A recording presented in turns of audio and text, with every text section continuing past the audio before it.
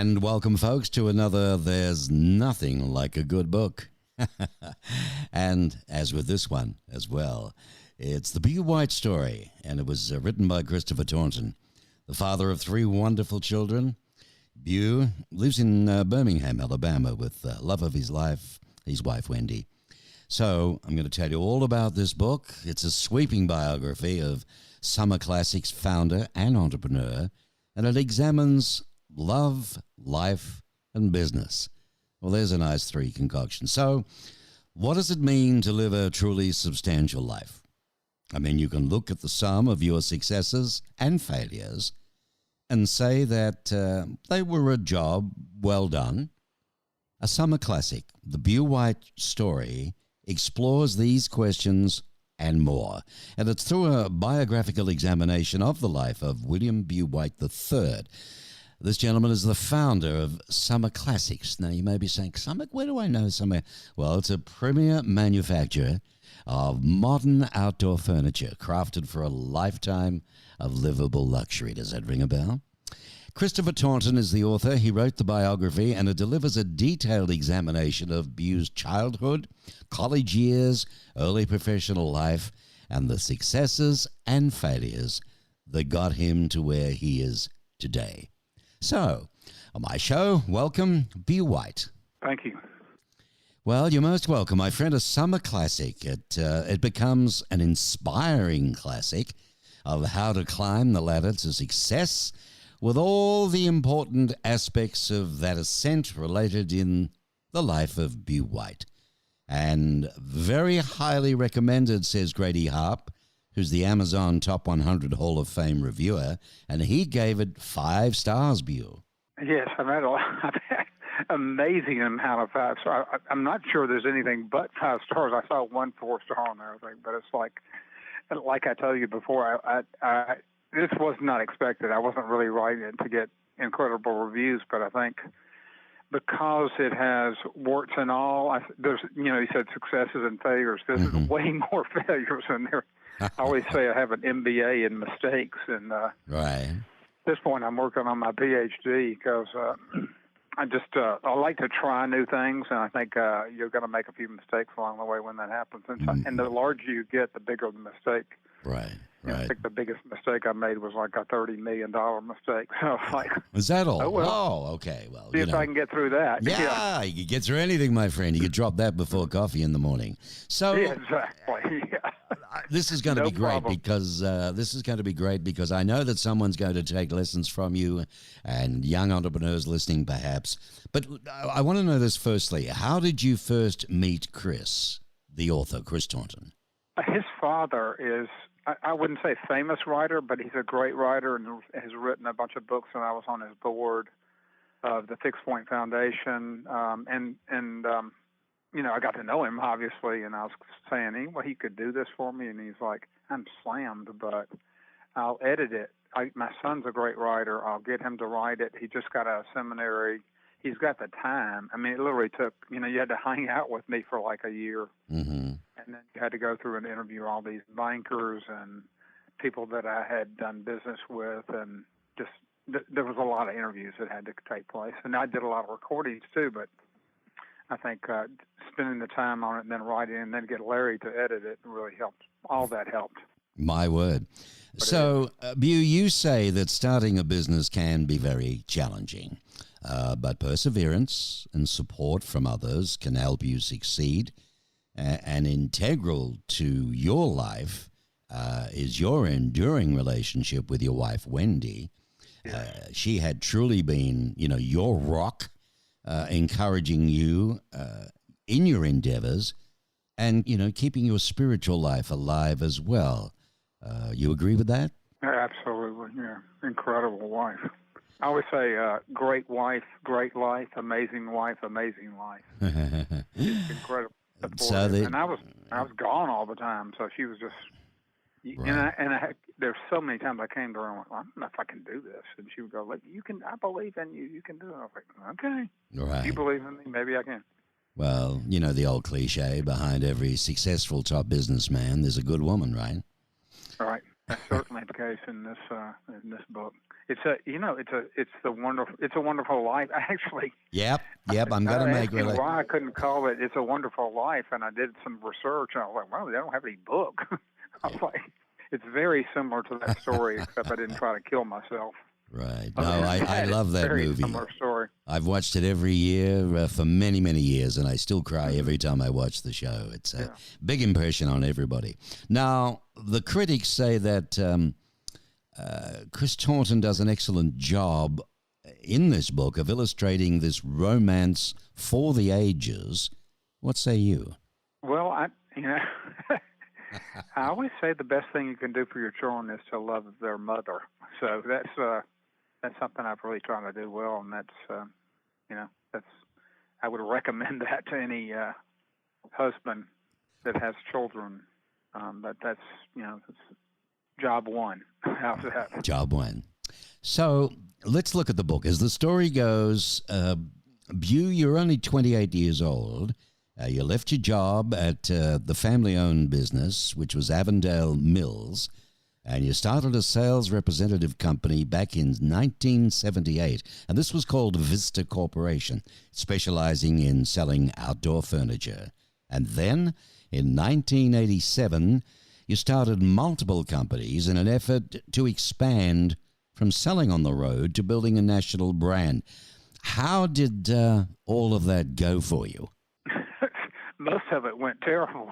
So I started probably 7 or 8 different companies. The idea was I've got to create enough income in a different, other than me selling on the road, which was totally dependent on what I sold. So, if I got sick and didn't sell anything, I wouldn't make any money. So I started a glass company. I started a wicker company. I started a leather company. And then I got into something I knew, which was outdoor furniture. I was like, I wonder if I made something that I like. I'm a baby boomer, and there's tons of baby boomers that are getting into their buying of this type of product. So I started designing what I want, which at the time was painted wooden furniture.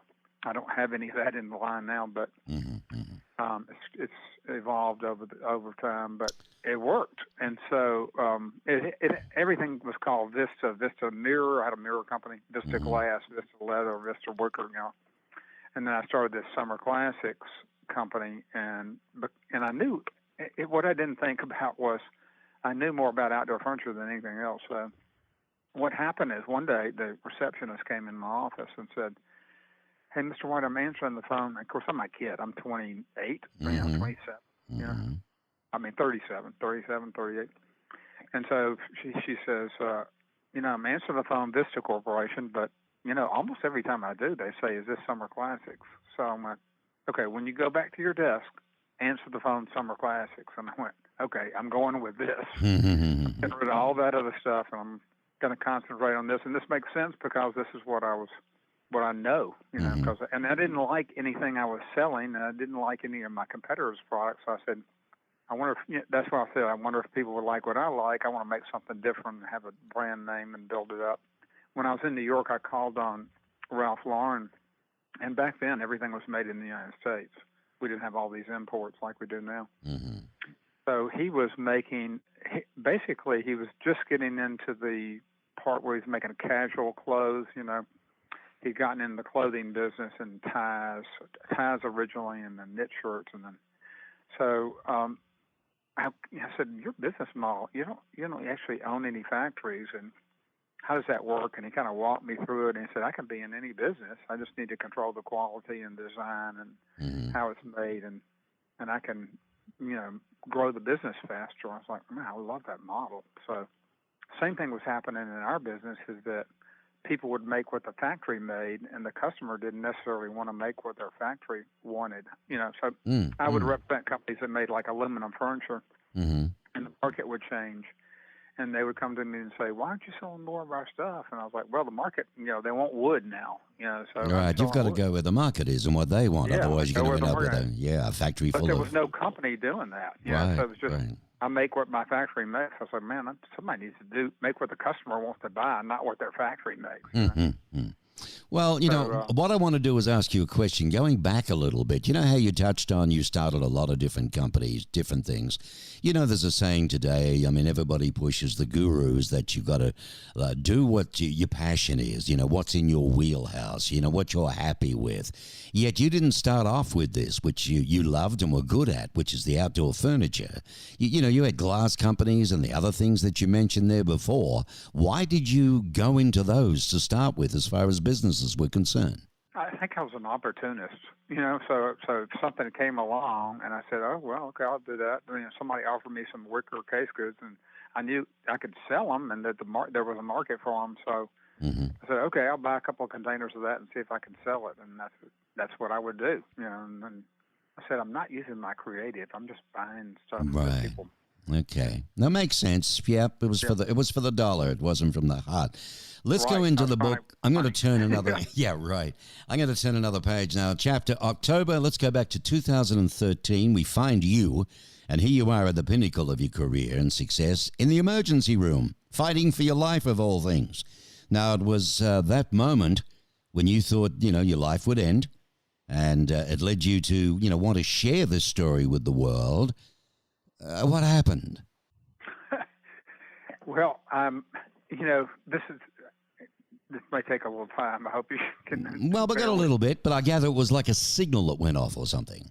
Yeah. Well, a lot of people don't realize that you get a signal, and if you're going to die, you get a signal, and it's very clear. It's like, boom, you're going to die, and you got a few minutes to say whatever you're going to say. Because, well, first it was heartburn, and then I realized this is not heartburn. I'm going to die, and then I was punching the little thing to get the nurses to come to my room because I was already in there for blood clots in my lungs and in my legs. Deep vein thrombosis. I don't know if you know what that is, but so they weren't coming. I texted my wife who had gone down to get some coffee in the cafeteria. I was like, I think this is it. And she's like, what are you talking about? I was like, help. And I couldn't really type anymore. And then it's a little hard to talk about this. So I suddenly had 10 nurses come in the room, and then she shows up, and I can't breathe. I'm like, my heart rate goes to 30. And so my heart wouldn't pump my blood to my brain, and I'm turning white. And I can see myself turning white, but I already knew I was dead. It wasn't like do you regard this as an NDE, a near-death experience? Yes. Well, it is, except I didn't die like some people do and come back. Okay. Because it was going to be quick, They were saying, take him to ICU, take him to ICU. I was like, and I was calculating where the elevator was. I said, guys, we're not going to make it to the elevator. I'm dead. And so they pushed me down in the bed. The bed goes up to watch TV, but it also goes down. Right. So your head gets below your feet, and they pushed me down, held me down in the bed, don't get up, fill me full of dopamine and salt water. And I came back, and I think even the nurses were like, they'd never seen that. They were sure I was dead, too. It was just this moment, and I'm going, what was it? Oh, my God, I'm still alive. I came back, and I'm like, have you seen the movie Captain Phillips, by any chance? A Tom Hanks movie about the captain, and this gets taken over by the African pirates. No, anyway, he's one of my favorite, if not my favorite actor, and I've seen every one of it, but I've never seen that one. Yeah, there's a point where everybody around him gets killed, and he thinks he's going to die, and they pull him off the boat, and he can't talk. He's with the nurse, and he's crying uncontrollably. I was like, I showed that to my wife. Some great acting in that particular scene, and I said, "Hey, Wendy, that's me. That's exactly my behavior at the time. I was crying uncontrollably. I was like, because you're thinking, I was 100% sure I was dead, and I'm back. Why? Why am I back? And am I gonna die in another minute or two, or is this gonna happen again? Mm-hmm. So every time I get heartburn, you're like, okay, is this it? Yeah. Very similar feeling. Very scary. I came back. Very scary. Well, a summer classic delves into not just your personal life, but also into the decisions, that you made to grow your business. The book walks the reader through some of the biggest events of the late 20th and early 21st centuries, and this includes 9/11, and how Summer Classics managed to weather the recession, the big one of 2008, And as John Kelly of the Detroit Free Press puts it, this book will both inspire you and inform you of the many challenges faced by one man and how he went about overcoming these obstacles on his road to success. He calls it essential reading for any aspiring entrepreneur. So, I mean, a tale of love, life, business. You'd have to agree with all of that. So, what is a summer classic? Okay, on There's Nothing Like a Good Book, the Bew White Story, a real fella, is truly a modern-day version of the classic movie It's a Wonderful Life. Bew, what was it, do you think, that led you to want to tell the story of your life? Why? Okay, so after that hospital scene, this perfect intro, I got this signal. I'd already had one of my best friends was saying, you got to write a book about this, dude. Nobody's gone through experiences like this, particularly with the experience I had with Royal Bank of Scotland, who would be the potter of the book, if there's such a thing.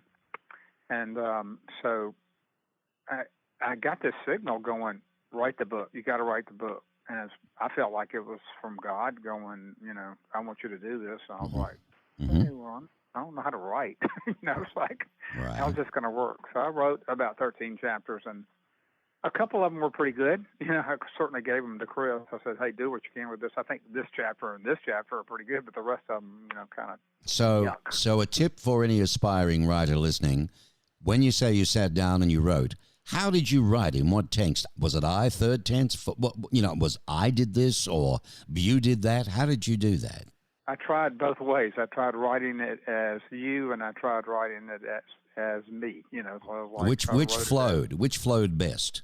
I think I tried, writing about myself. But then I had a difficult time, like the scene in the hospital, putting my wife in the scene with me, and her thoughts. So when Chris took it, he would interview her, and then he'd put her thoughts and how she was feeling at the time in there. And I was, it was, saying when you're writing, it's too personal about yourself, and then you're leaving out the other characters or not putting enough detail about the other characters. So it really helped to have him go through the whole thing. What an interesting writing process. So tell me, what was the most impactful event of your life? 2008, definitely. Nothing compared to that. Because we were doubling every 3.5 years. To double without taking private money, with your own cash. In my business, plus we're seasonal, so you're taking in tons of inventory, and then you're taking receivables. And by the way, we give terms. We'll ship you in December, and you don't have to pay us till June. Yeah, right. So your receivables are building up. You're building up your inventory. You're changing your inventory into receivables, and then you have to collect those receivables. Right. So you need tons of cash to be able to do that. So I was always looking for a bank that would finance me my growth, basically, at the lowest possible rate, and I negotiated constantly. I have an open door policy with banks. I negotiated with banks a lot, and so right. That's this incredible deal. This is like, write your own ticket. And I was like, wow, I can go to $500 million with these guys and not have to worry about getting another bank. And which bank was this? Royal Bank of Scotland. Royal Bank in Scotland. Are we in America or are we talking Scotland? Did you have to go to Scotland to do this? No.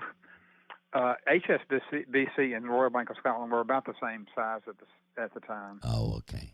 So you're talking about really, really big. These are the biggest banks in the world. Mm-hmm. And Royal Bank of Scotland owns Citizens Bank in the United States. And so, I see. Okay. Well, at the end of the day, you've got to show them all your indent orders and that indeed the money's coming back. So, a bit of a gamble.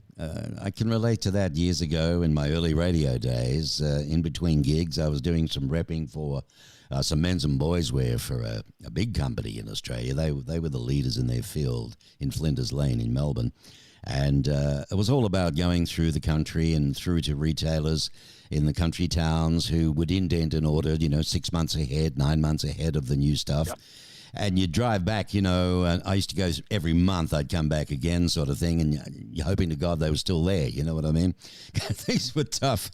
So, your father, from what I understand in my research, was a big inspiration to you. Tell us about him and the role that he played in your life.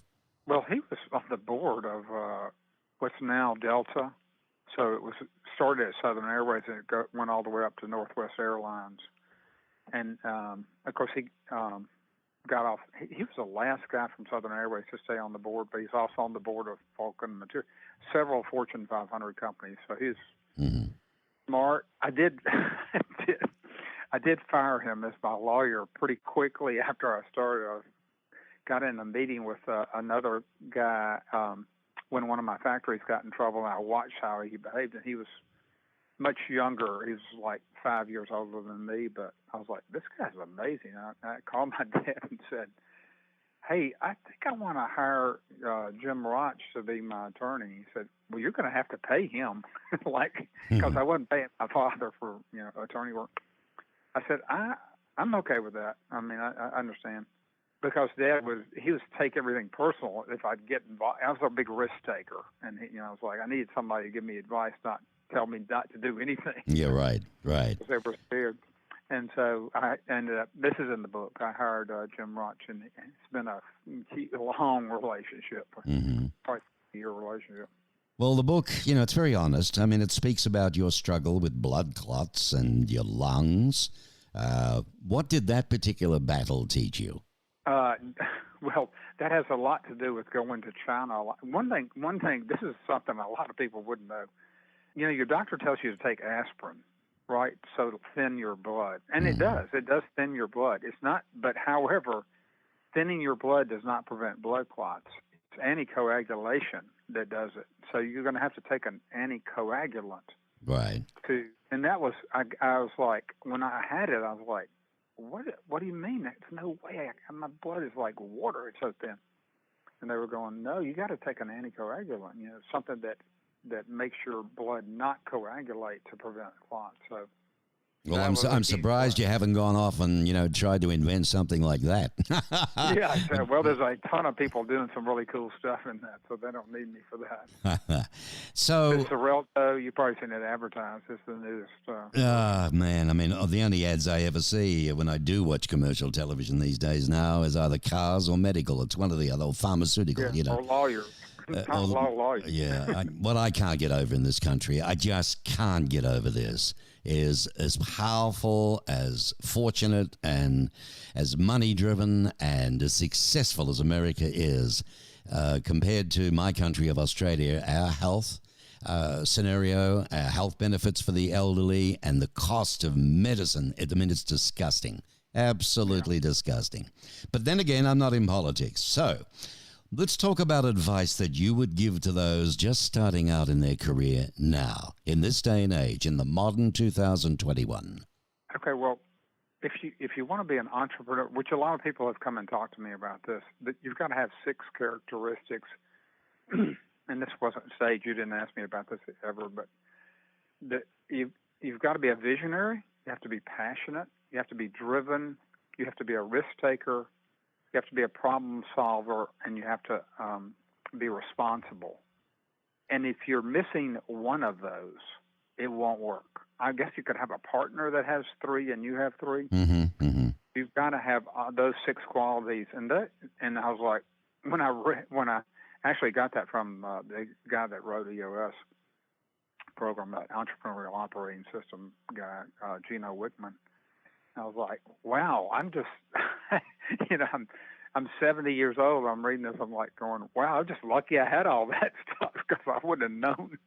I had no idea, that it would require that. So I think it's incredible that, that I could find out. Are they in the book? As a matter of interest, those 6, headlines that you say? No, they're not. They're not in the book. Somebody said, are you going to write another book? I was like, I probably would. If I'd do anything, it would be about entrepreneurship. But right. So briefly, what does it take to live a successful life? Knowing your family is the most important thing, and God and family are 1 and 2, and so I think that's kind of what God was trying to tell me when He woke me up and said, write the book. I'll let you live if you tell people that being a workaholic is not the answer. Okay, so the message, you're like a messenger trying to relay something. I mean, what do you hope readers will take away from your life story, from this book of Bew White III?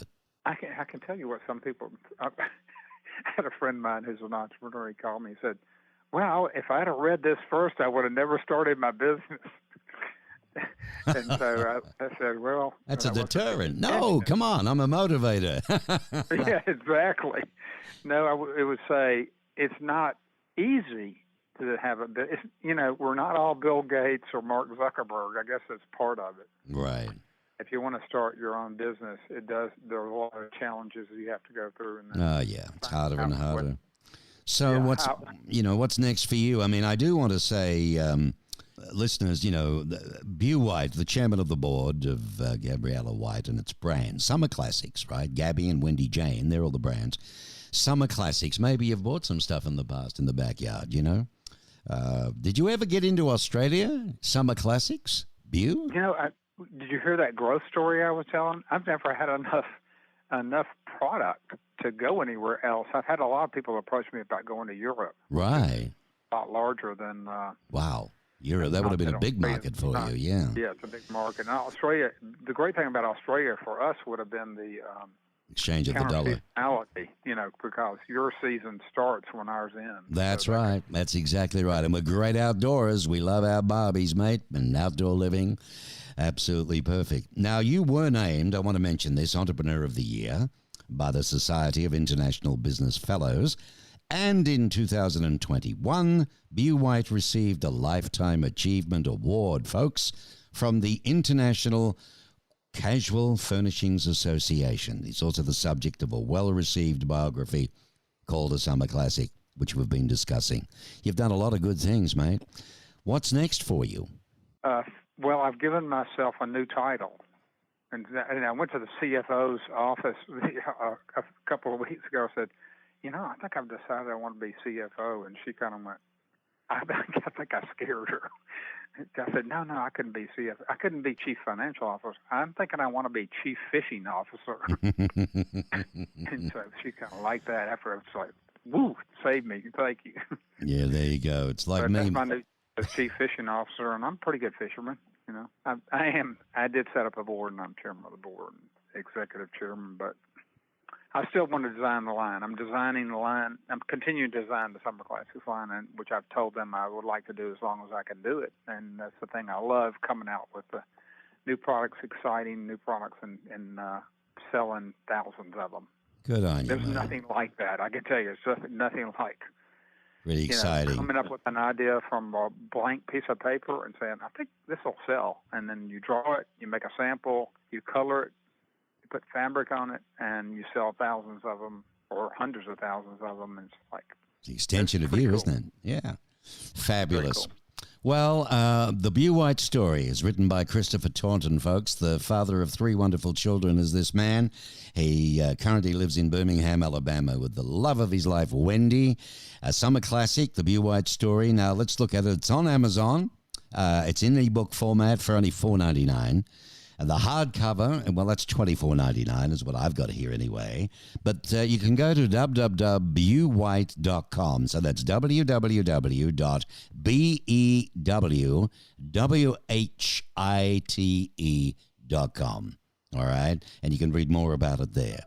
That's fabulous. Well, listen, thanks for taking the time out with us, Bew. It's been interesting speaking with you and motivational, I will say.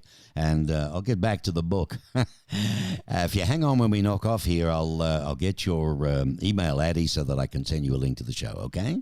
Okay. Thank you, Mark. All right. Thanks again. Bew White, ladies and gentlemen, in our book series this time, this episode of There's Nothing Like a Good Book. And it's called, by Christopher Taunton, The Bew White Story.